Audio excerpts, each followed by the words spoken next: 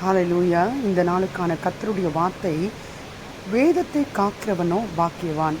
நீதிமொழிகள் 29:18.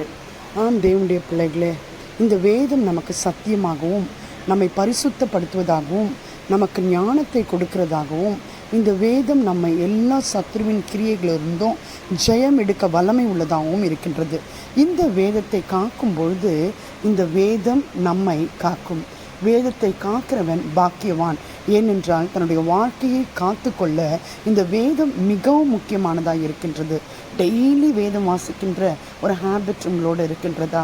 அல்லது வேதம் வாசிக்காமல் கேலண்டர்லேயோ இல்லை மற்ற காரியங்களோ ஒரு வசனத்தை வாசித்து கொண்டு போகின்ற ஒரு அவசர காலகட்டத்தில் நீங்கள் இருந்து கொண்டிருக்கிறீர்களா? இன்று உங்களை மாற்றிக்கொள்ளும் பொழுது கர்த்தர் உங்களை பாக்கியவான்களாய் அழைத்து உங்களுடைய வாழ்க்கையை பாக்கியமான வாழ்க்கையாக மாற்றி உங்களுக்கு மாத்திரமல்ல, மற்றவர்களுக்கும் உங்களை சார்ந்திருக்கிறவர்களுக்கும் ஆசீர்வாதமாய் மாற்றி கொடுப்பார். ஹalleluya. God bless you.